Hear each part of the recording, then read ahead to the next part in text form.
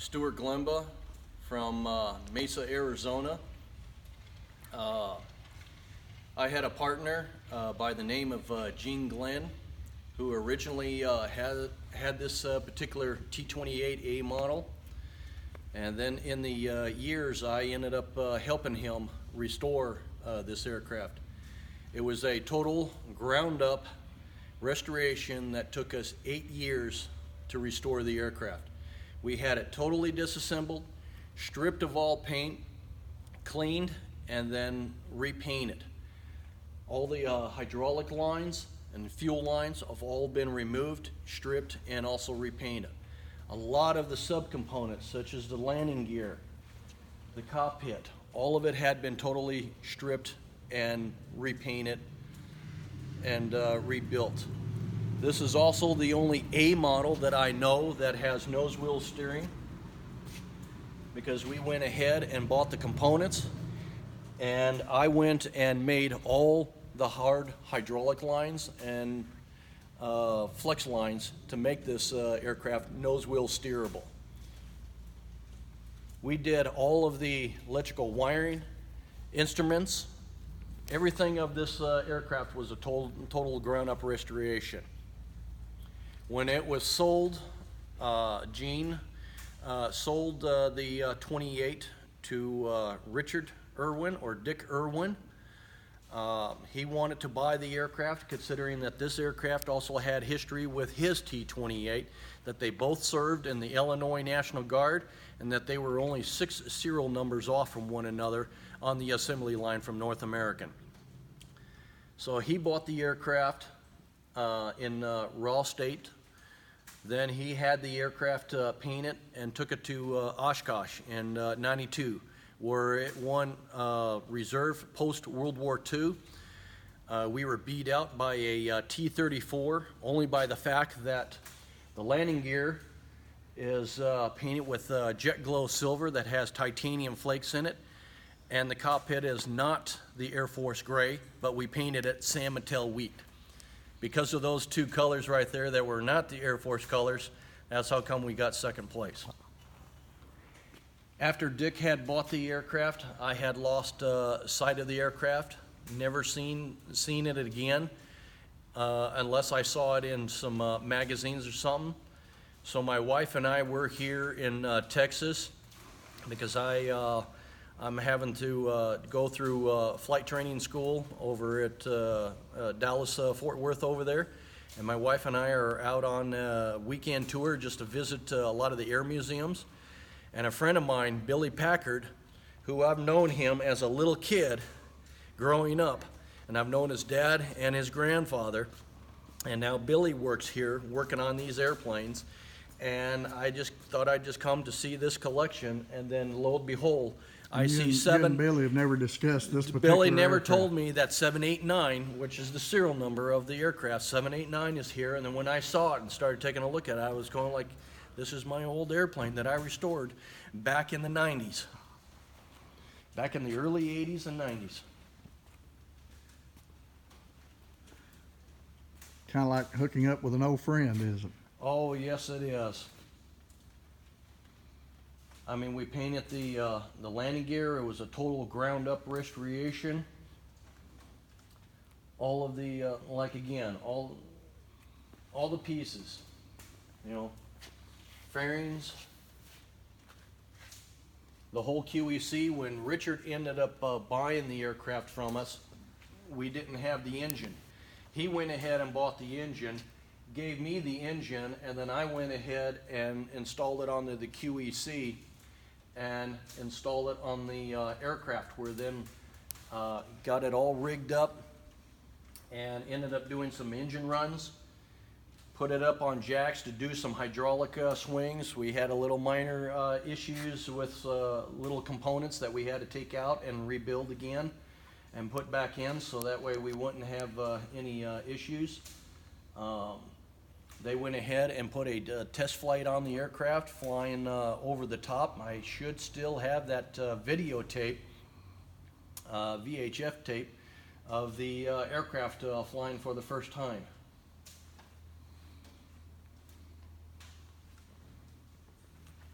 You want to talk about a little wiring down in the hellhole there?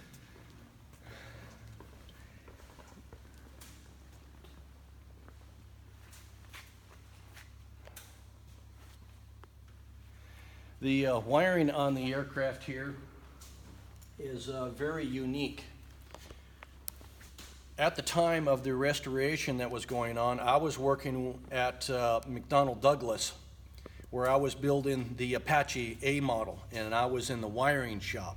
And this is where they were teaching me how to do the clove hitch tie knot, and then also spacing your knot every 3 inches, and also how you want to lay the wire harness so that way it doesn't bird cage or twist or do any whining like that.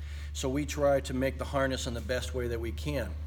There was a friend of mine, his name is Jeff, and he has a business called Custom Connections out of Mesa, Arizona. When he started to wire the aircraft, I taught him how to do all the Y ties, and he laid out the wire harness, and I tried to show him how to lay out the wire so that way it would not bird cage.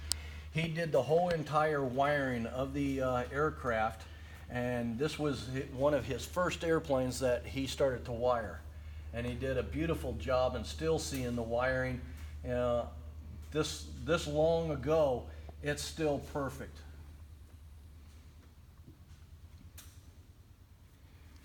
We also did some beefing up of the tail. The T-28 always likes to oil can in this particular area due to the tail forcing the down forces onto the tail. So we went ahead, when we had the tail section off, we ended up riveting in additional stringers to beef up so that way it would not do any of this oil canning here. You want to climb up and talk a little bit about the instrumentation and things in the cockpit that are familiar to you?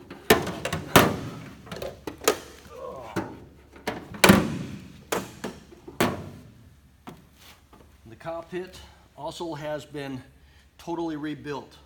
All panels were removed and individually wired themselves. The throttle quadrant, everything all had been removed, and all the instruments have also been all restored and had the face resilk screen. In fact, I'm still surprised to see the pointer ELT that I installed so many years ago is still right here.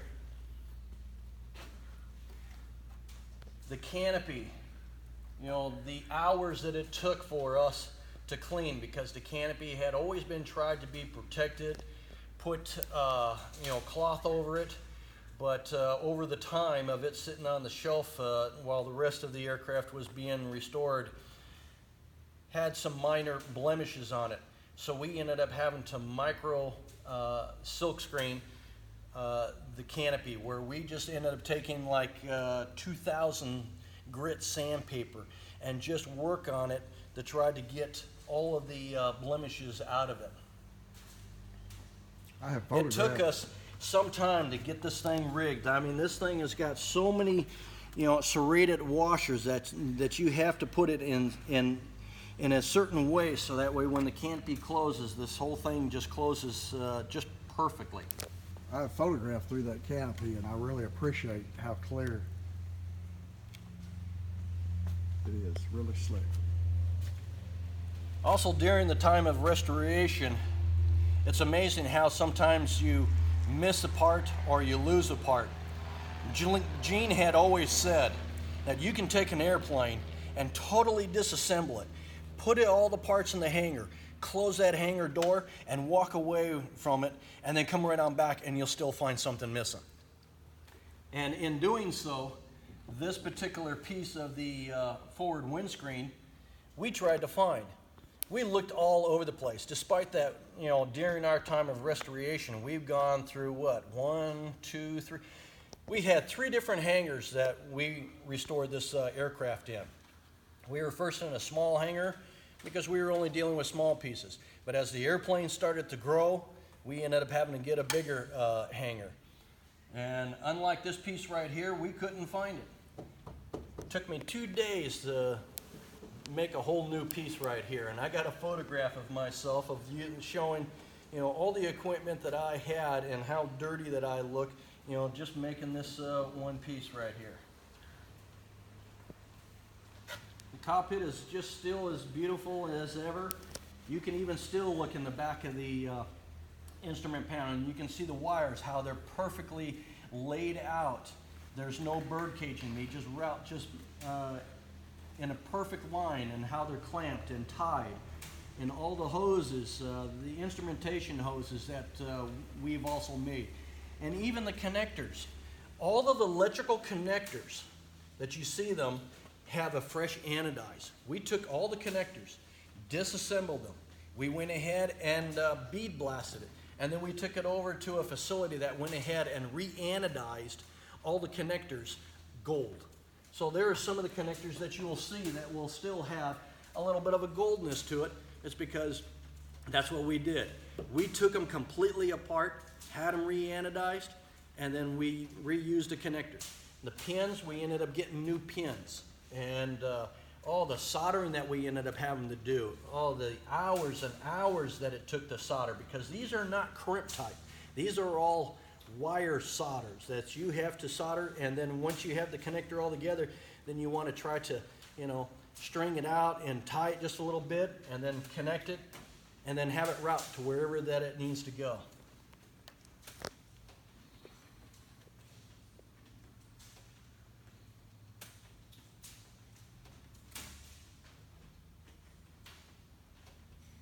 But it feels good to be back with the old girl. Y'all did a fantastic job, I know that.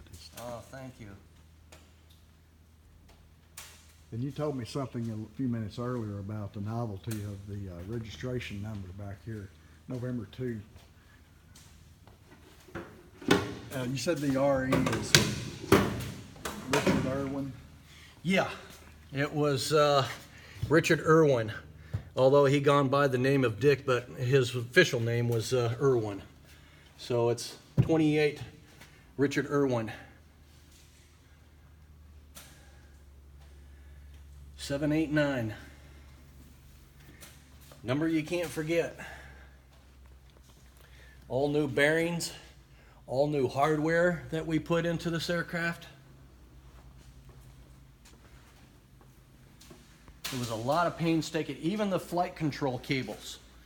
We took the cables out, cleaned them, and then we ended up having to use what was known as bear tar to go ahead and impregnate into the cables, so that way they are protected from corrosion.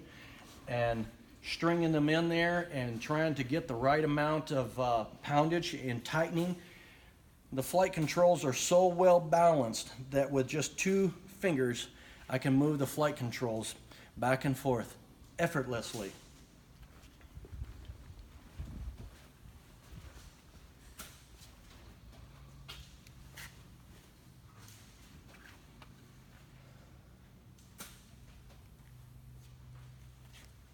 Some of the electrical components, even like the cover that goes over the bus bar right there. Compliments of McDonnell Douglas.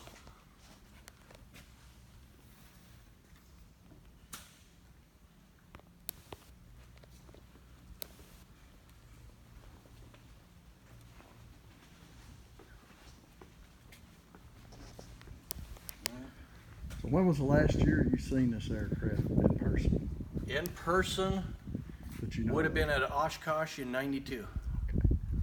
That was the last time that I saw the aircraft in person. Well, she's aged well. Oh, she's beautifully aged well. Absolutely beautiful. And all the controls, the boots in here, and those were all new boots that we ended up finding and put right in there. We ended up having to make a paint booth inside our hangar. We actually ended up getting PVC piping, and then we used 3 millimeter Mylar drop cloth to go ahead and make the booth. We used household air filters on one end, where we had several air filters on one end, and then we had the fan, which was nothing more than a $7 household fan. That was our exhaust fan. So we would go ahead and turn it on, and the Mylar would kind of collapse in just a little bit. When we're ready to paint, we would go ahead and water down the filter and the areas around where the filter, and even the whole area of the floor where we were going to be. We would have full bunny suits. And when it came to painting the hydraulic lines, we would have an area that all the lines were all cleaned. I mean, I'm telling you, we had a 55-gallon drum of MEK. We were swimming in that stuff. I mean, just taking it and just dipping it and cleaning it and blow drying. And the ends would have caps on each of the hydraulic lines. And then I would go into the paint booth and I would go ahead and hold it, where we would go ahead and touch around the nut areas first. And then he would go ahead, and Gene would go ahead and do the painting. I would go ahead and rotate the part, and then we would both look and verify, do we have every bit of it? I mean, we're looking and examining. And then I would go ahead and leave the paint area to go through another area that was also Mylar, that we would go ahead and hang the lines right there. I would put them all in a row, so that way that's where they would cure. And my paint suit that I would have painted so much that I had a big green belly right there. Well, and you still have a green belly. Right? I still got a green belly. That's because I'm inverted. Okay. Well, wait a minute. There we go. Okay, now I got the green. Yeah, but I mean, each 156 lines total in this aircraft, whether it's fuel, hydraulic, even the lines that I ended up making for the nose wheel steering. Don't ask me why 156 is stuck in my head, but it was 156 lines total in this whole aircraft, whether it's air, fuel, anything of that nature.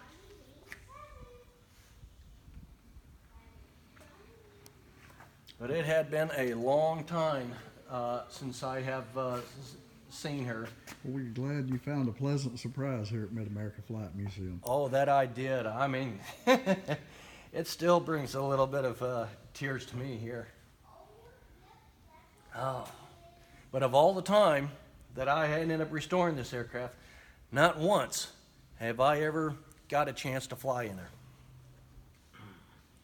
I'm hoping maybe someday I will.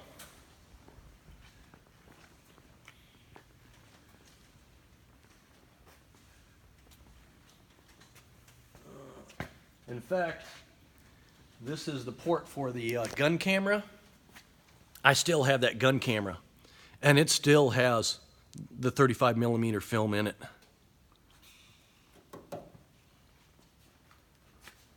I have that actual gun camera that was in here. Do you know a lot of history of it before? I understand it was served with the Illinois Air National Guard, I believe you said. Is that correct? Yes. And do you know much of the history? I understand this was made approximately 1952. I don't remember the exact 51. year. 51.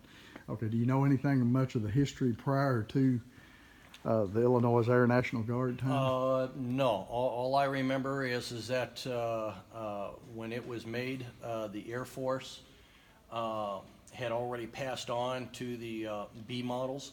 So most of the Air A models had gone to the Guard, and that this particular one here went straight to the Illinois Guard. I don't know how long it had actually served there, or even what happened to it since then. And in fact, I'm trying to remember where Gene bought the airplane, who he bought it from, where he bought it from. I would have to go back and check. And in fact, I still see Gene every now and then. In fact, he should still be alive. I mean, I think he's 88, so he's kind of frail.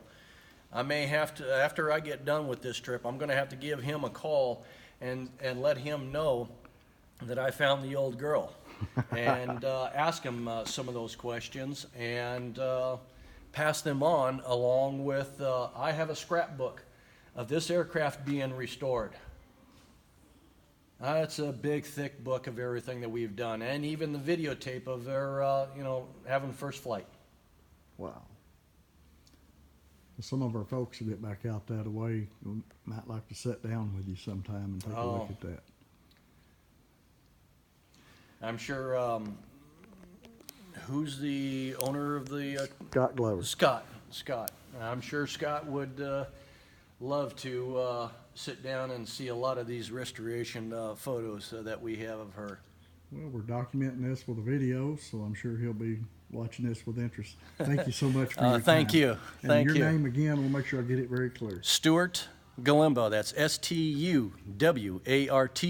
Glemba, G-L-E-M-B-A, and I am based out at Falcon Field, Mesa, Arizona. And you said Billy Packard will vouch for you. Yep. Well, it's ironic that you came Little here. Billy. It's ironic that you came here, knew him, knew he was here, but didn't know this aircraft was here. Little Billy. It is a small world in so many ways. Thank you so much for your time. You're welcome. Thank you.